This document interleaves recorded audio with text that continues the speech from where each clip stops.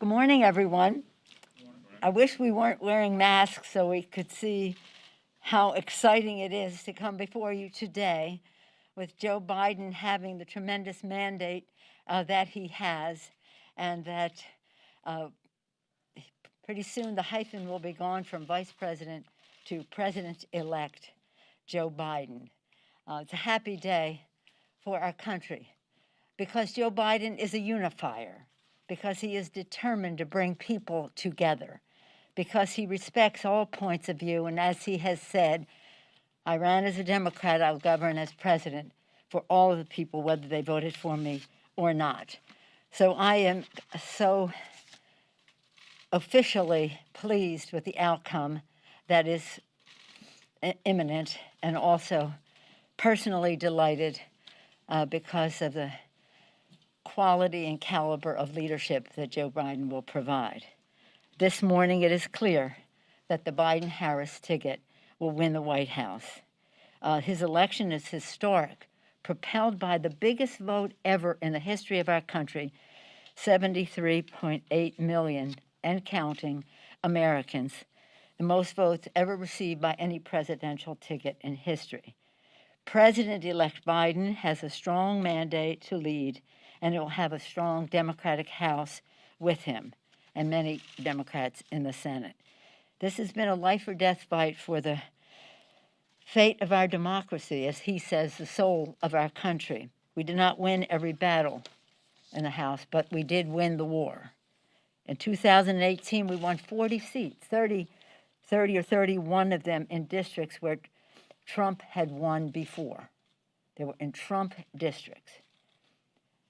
In preparation for the 2020 election, I said to people, you have to help us. They said, oh, you've won. Let's just do the Senate and the White House. And no, we won in districts, Trump districts, with Trump not on the ballot. In the next election, he will be on the ballot, and that makes winning those districts a steeper climb. I'm pleased that we've overwhelmingly won those districts, not all of them. Not all of them. But next time, he won't be on the ballot. It's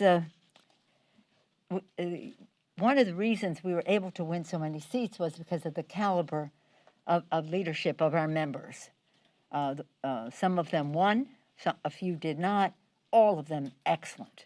And I hope that some of them will consider going at it again. As you all know, the right to vote is a sacred right in our country, and having that vote counted as cast is the foundation of our democracy. So we must be patient. I said to people, be calm. I said this Monday, to be calm, be confident, be patient. And the votes are tallying, the races are called. We look forward to continued victories in House races. We have some out there. And we look forward to progress for the people, which was our agenda in 18, continues to be for the people. Lower health care costs, bigger paychecks by building infrastructure of America in a green way, cleaner government, H.R. 1, which will be the first on the agenda in January. Again, it will be H.R. 1. While we prepare for the new Biden administration, we must also move swiftly for a new coronavirus relief bill. To continue that, we want the Republicans to come back to the table, the White House, the leadership, whatever. 100 for 2 days in a row, over 100,000 cases were reported. The imperative to act could not be greater. Over 9.5 million, nearly 9.5 million people infected, nearly 250,000 deaths, and tens of millions on unemployment. Again, I'm calling on the administration to come back to the table. Congress is also committed to passing an omnibus appropriations bill. This is the core of our work in the lame duck, when we don't have a pandemic killing hundreds of thousands of people and infecting millions, and making people food insecure, housing insecure, and the rest. But our responsibility to keep government open, to have an omnibus bill, and we intend to do that, not a CR, and we want to be able to do so in a way that gives confidence that we will have government open and continue to be, rather than having a CR. So, sadly, instead of crushing the virus, it appears that the Trump administration will use its final moments in office as a desperate last step to destroy every possible protection for American health and well-being. So many people have said to me, and perhaps some of you along the way, what damage do you think that Trump will do between losing the election and the inauguration of Joe Biden? Maybe you didn't phrase it quite that way, but that's how I heard it. And we knew that he would be up to mischief, separate and apart from trying to destroy the credibility of our elections, which we criticize other nations for doing, and now with all enemies, foreign and domestic, making assault on our elections. Well, we have one domestic. But apart from that, on the policy side, which is why we are here, people asked that question: what will he try to do that is harmful? And this week, they showed their hand. We had suspicions of it, but couldn't speak publicly about it because until they went public. This week, the Trump administration put forward a radical new rule that would make regulations from the FDA and other Health and Human Services agency automatically sunset unless the agencies undertake a cumbersome, time-consuming process to renew them. This is a time when we need full attention of the FDA on the development and approval of vaccines. This is an opportunity cost, but it is a reflection of their disdain for science and governance. You know, they've been messing with the whole process of the FDA, trying to diminish the importance of the trials that are necessary to approve efficacy and safety of a vaccine. The lame duck rules, this lame duck Trump rule seeks to paralyze government and generations of life-saving protections and try to burden the new president elected by the American people right out of the gate. So the Trump administration will well wish to seek this regulation rule beyond HHS to other agencies as well. People have been asking for a while, as I said, what can he do? Clean air, clean water, food safety, you name it. This is a dream of the radical right wing. First they started recently on undermining the civil service, and now they're trying to say, unless we review all of these regulations, they will be sunsetted. Now, we do believe that regulations should be subject to review. That's not any objection. That's part of the process. But there is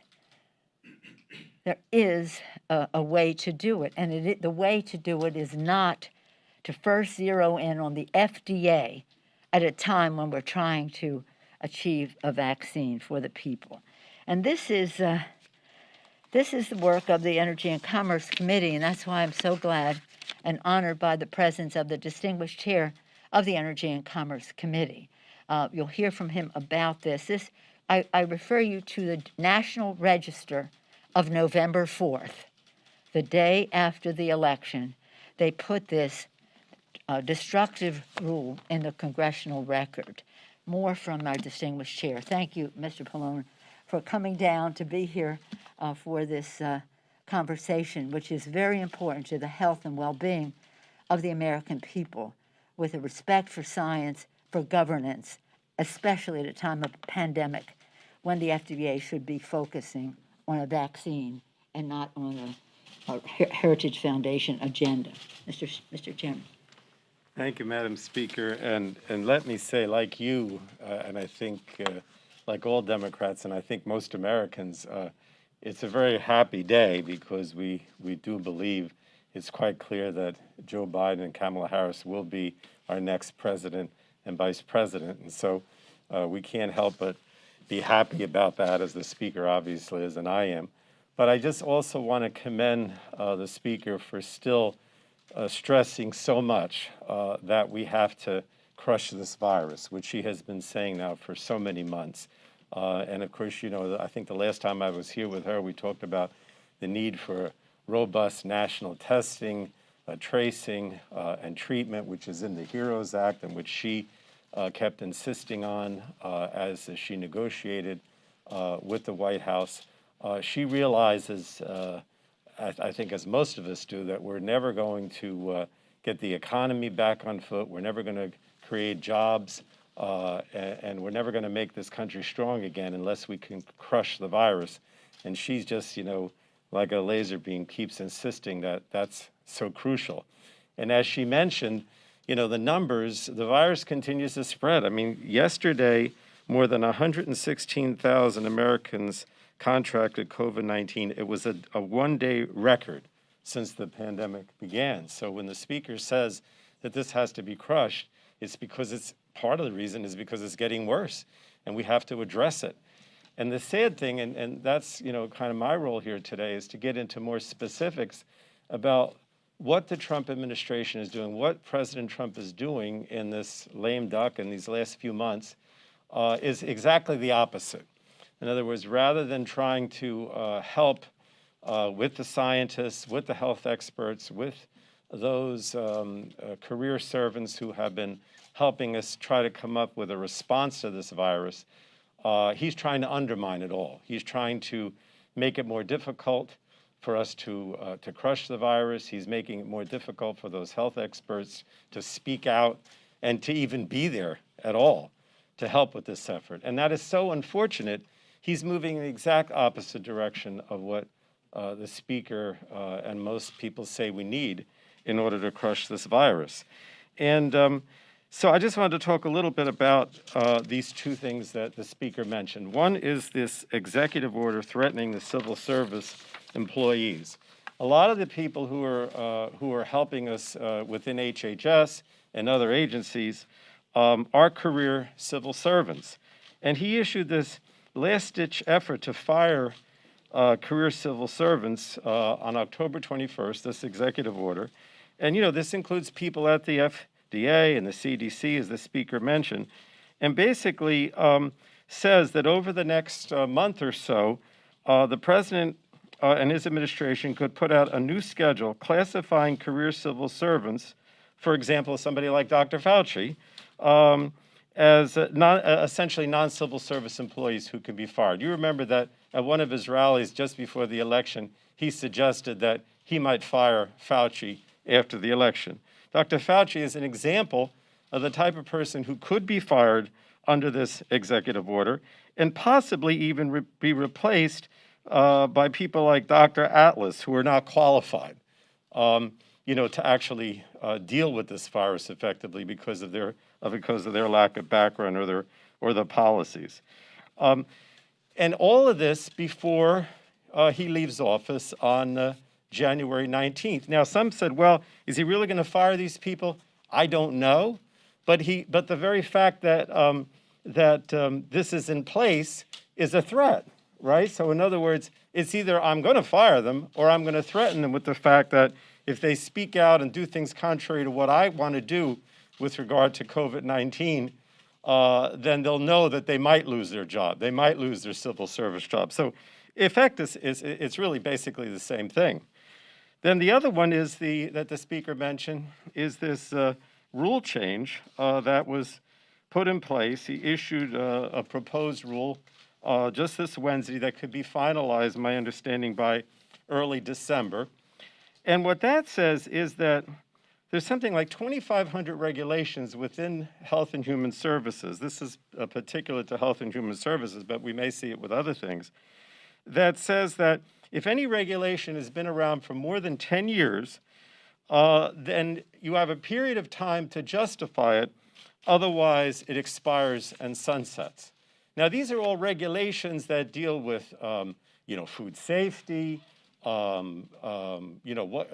approval of drugs, which has been such a controversy because, he's always been trying to approve these drugs that we know the scientists think really are not effective. And Beyond that, though, it also diverts resources. In other words, if the staff who are working to crush the virus has to be diverted to justify and, spend all their time dealing with this regulations that they would not want to sunset, it's also a question of staff time that takes away from our ability to actually deal with the virus. The comment period for that closes December 4th, and he could actually then put it in place and start this whole process to undermine not only the regulations that now are over 10 years old, but others that might become 10 years old later, during the Biden administration. So we're just trying to emphasize, why is this president doing these things that undermine our ability to crush the virus rather than working with the speaker and trying to put together a plan, like the HEROES Act, that would make a difference and actually effectively crush the virus. So I just want to conclude by saying this. We need the scientists and we need the public health experts. We need to scale up the testing, the contact tracing, the treatment. This is going to be, unfortunately, is likely to be a dark winter. And it just doesn't make any sense for the president to use this short time that he still has left to undermine the national response. It's also an insult to these civil servants. And one of the things that we certainly are going to do, because I'll go back to the committees again, if I may, Madam Speaker, we're going to spend our time in Energy and Commerce and the other committees trying to shore up these agencies like HHS, CDC, FDA, that he has tried to dismantle for the last 4 years. Morale is very low, but I want everyone who works in these agencies to know that we, as Democrats, Speaker Pelosi, Joe Biden, our next president, we're on their side. We are committed to crushing this virus. We are going to support the public servants. We're going to work with the Biden administration to undo the damage and ensure that civil service protections remain in place and that we have a national response to the virus. And thank you for all that you do, Madam Speaker. Thank you. Thank you, Mr. Chairman. I do want to commend you for the testing, tracing, treatment, space, mask wearing, et cetera, that is in the HEROES Act. That was a product of your committee under your leadership, as well as working with scientists about what really is necessary to crush the virus so that we can put our children safely back in school, open up our economy. That's what we really need to do, but we need to do it safely. Further to a couple of points that you made, in terms of the civil service is a very important part of a democracy.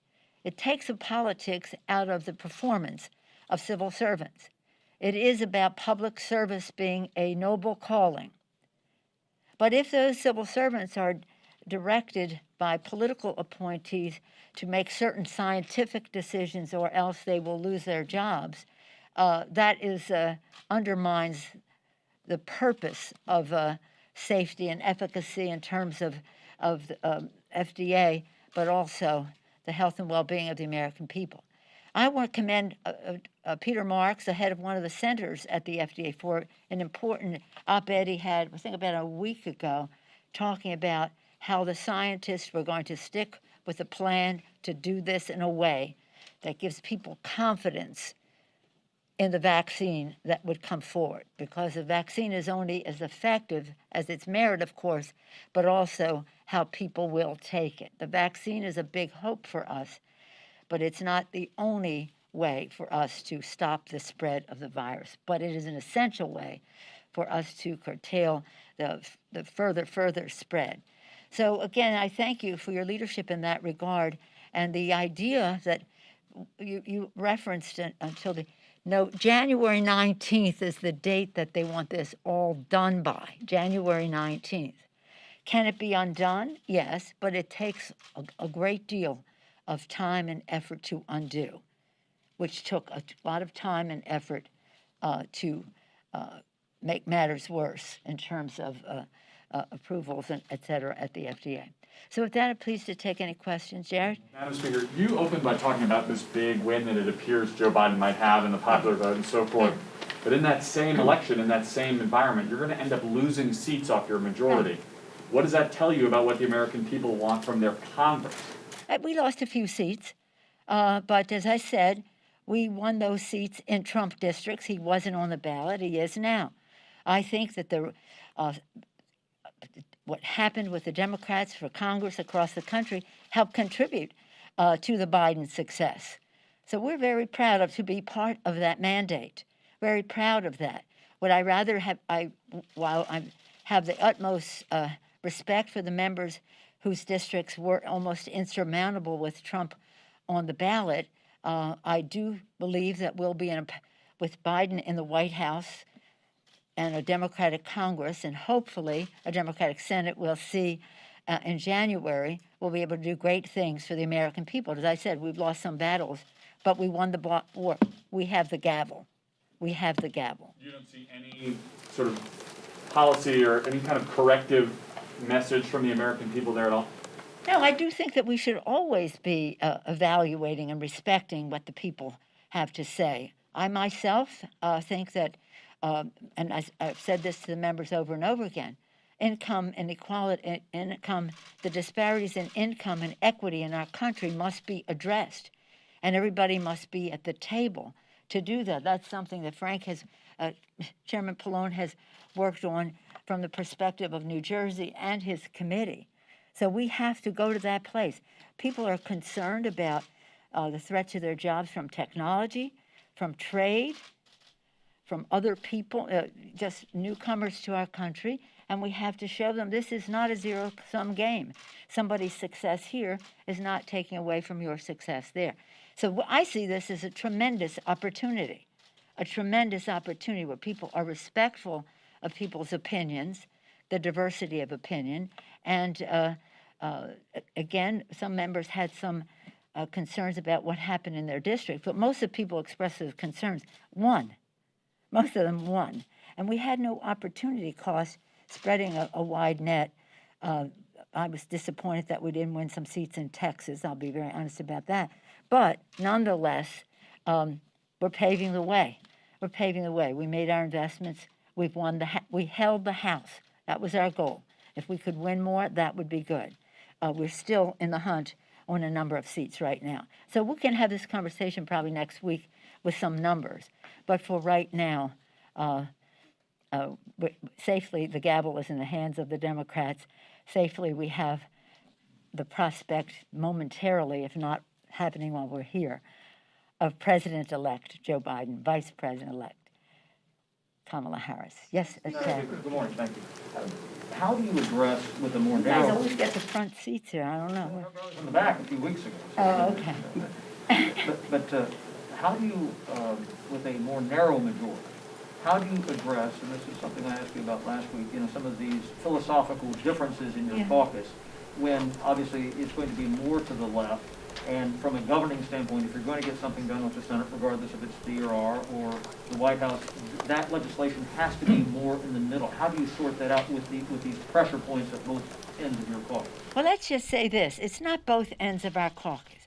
Our caucus has its differences. I would not want to lead in a caucus that was a rubber stamp lockstep caucus. That's called Republicans. We are the Democratic Party, and we have several exuberances in our midst, and that is representative of the districts that people come to Congress to serve, and we respect that. But our unifying principle, and you agree, Frank, is America's working families. Everybody is there to make progress for America's working families. I always say it in terms of the children.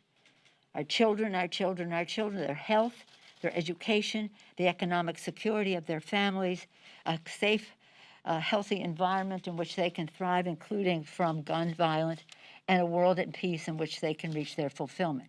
So about the families, the kitchen table issues, nobody is more attuned to that or connected to America's working families than Joe Biden as President of the United States. So I think you will see, as we build consensus, we don't govern from on high, we build consensus. Not everybody, I didn't say unanimity, I said consensus. And I see it as an opportunity.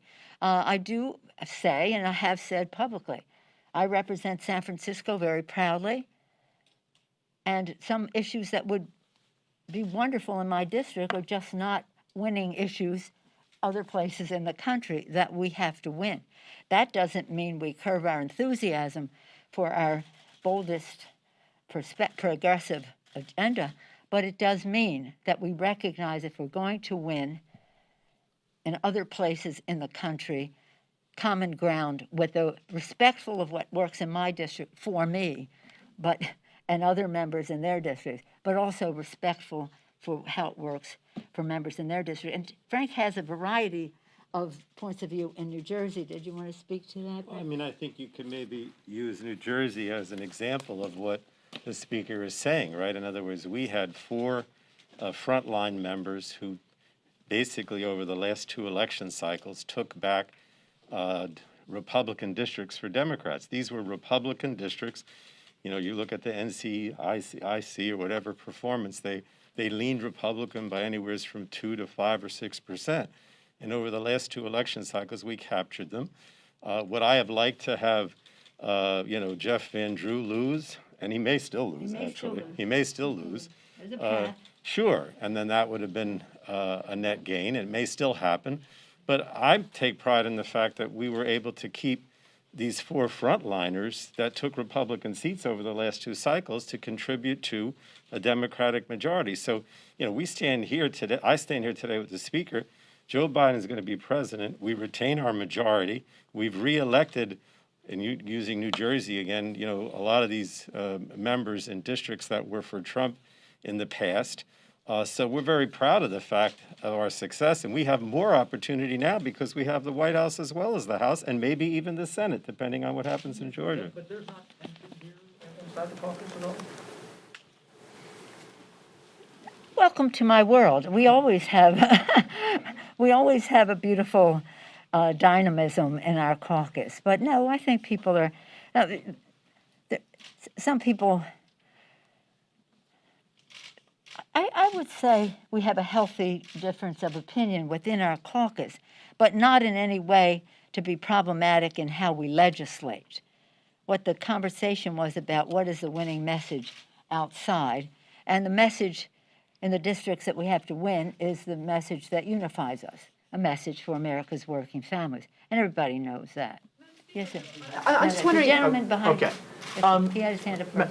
Madam Speaker, the previous four presidents, Clinton, Bush, Obama, and Trump, entered their first year with their party fully in control of Congress, the House and the Senate.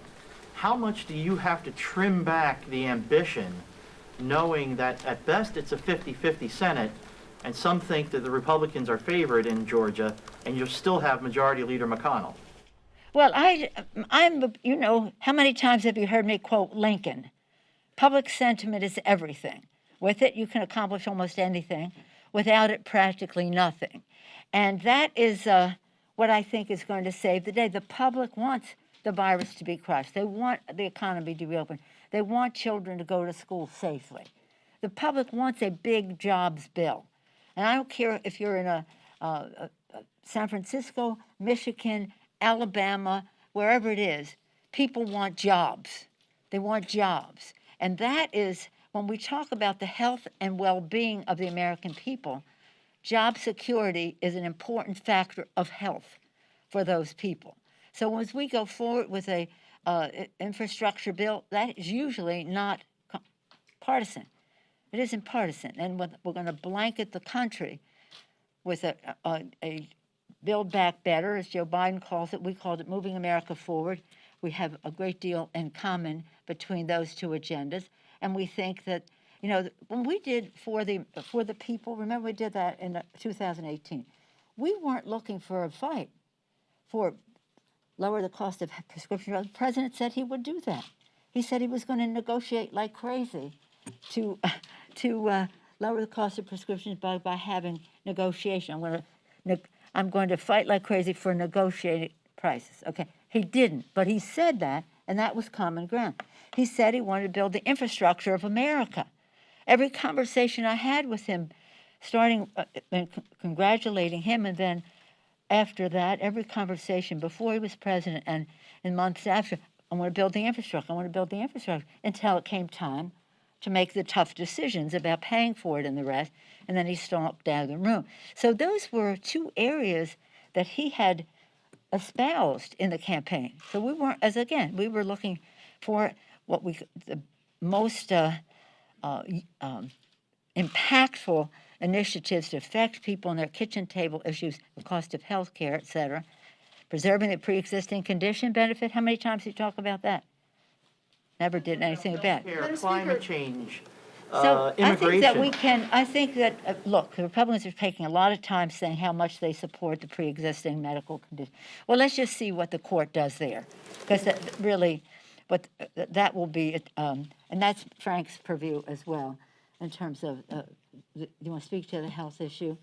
Well, again, I think that, if you listen to what the Republican leadership says in the House and the Senate, they say they want everybody to have health insurance. They say we're going to repeal the ACA, but we're still going to make sure people have health insurance. Well, I don't believe that, because I think the ACA is the most effective way to accomplish it. But whether the courts undermine the ACA, or certainly the president has, I think there's a recognition with both sides of the aisle that we need to have close to 100%, or however close we can get, of Americans covered. So I think there's opportunities to work with them to deal with this. Hopefully the court doesn't repeal the ACA, because that would be hugely tragic for the country. But it's certainly possible to work with them on a number of these health issues, and we will. And now we have the upper hand because we have the president. So I think that they're going to have to come a lot closer to what we want than to whatever President Trump wanted, which I don't even know what he wanted. But Let me just say on this score again, because this is where we go from here. And we want to unify. Joe Biden, as I said, is the great unifier. Where are the issues that we can find as much common ground as possible? Now, if we're talking to our supporters in the labor movement, jobs. If you're talking about the poorest people, Reverend Barber's Poor People Crusade and all that, jobs. Everything in between, jobs, jobs, jobs, a four-letter word. And that is where we should be focusing, and health, jobs, education for our children. And we have to show with our initiatives, for example, the timetable that our planet is on, the climate issue is a big issue for us. It's also a jobs issue. It is, we can create good-paying green jobs, be preeminent in the world in green technologies as we advance it as a health issue, clean air, clean water, as a national security issue to protect the habitat and the resources and prevent some of the migration that causes unrest, as well as a moral issue. So, but when we're doing it, we have to have everybody at the table so that people are not afraid of the future, because it is inevitable. The future is inevitable. We will have to address the climate crisis. Technology has an inevitability to it. We have to address what it means when you're having precision farming and robots in the assembly line and the rest. Trade, we are a global economy. There's just no getting around that, and we want to be because we want markets for our products. But people are intimidated by that, and we want to make sure that, again, as I said earlier, it's not a zero-sum game. Your section wins, your section loses. No, how do we go down this path together? As I say, I see everything as an opportunity, and that opportunity is greatly enhanced by Joe Biden and his knowledge of his vision for our country, his knowledge of the issues, his strategic thinking about how to get it done, and his connection heart to heart with the kitchen table concerns of America's working families. Madam Speaker. On the stimulus question, does the election change your strategy at all? Republicans are out today saying there's good jobs numbers. Let's do a smaller package now. Does that appeal to you at all with the fact that Biden will be the next? No, it doesn't appeal to me at all, because they still have not agreed to crush the virus. If you don't crush the virus, we're still going to have to be dealing with the consequences of the virus. And that's why we have said the three pillars of our bill: crush the virus, honor our heroes. That's our state and local. Over 1 million people have lost their jobs already in state and local, teachers and people in education, et cetera, because of the funds that have been used to address the virus and lost revenue because of the virus. So no, that is that isn't anything that we should even be looking at. It wasn't the right thing to do before. By the way, while they refused to sign up for the testing initiative, which is what science says we need, and they refused to give an earned income tax credit to poor families to keep them out of poverty, working poor families, keep them out of poverty, where 8 million more people have gone into poverty as the COVID money has run out. They still insist on having $150 billion for the wealthiest tax break for the wealthiest people in our country. So we are different. There's a difference between Democrats and Republicans. We have a responsibility to find our common ground, stand our ground where we can't, but make it clear to the American people what the choice is, because public sentiment, as I said, Lincoln said, is everything. But sentiment cannot weigh in unless people know. For us now, the fact that we have the President of the United States to speak to the American people in these terms is such an advantage for us to be able to work together in a bipartisan way, rather than the Republicans mischaracterizing what we're trying to do in the Congress of the United States. Again, I see it as an opportunity. I think Joe Biden has a big mandate, a bigger mandate than John F. Kennedy when I was in school, and a bigger mandate than others.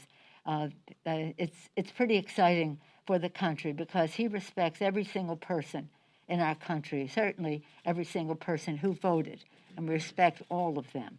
And it is, we have challenges that need to be faced because of the future, which is inevitable and all that it contains.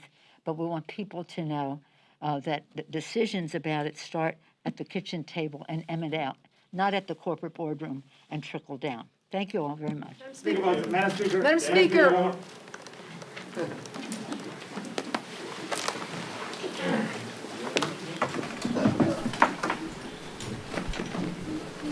Okay, Jake, we're just gonna live in, going right back to Cliff world. Oh, yeah. There is no legislate. I know. Infrastructure was her answer. I mean, also, didn't want to call on me. she also doesn't want to, scale back ambitions for COVID relief, but although why would she scale it back at this point, you know? COVID relief is the one that they'll do COVID relief, and then everything else is just dictated by a cliff. Yep. Agreed. Well, there's no caps anymore. So, they'll just, you know, you need another one? Give us another 10 years of time. I got the cool one. Oh, yeah. I say I read my gift.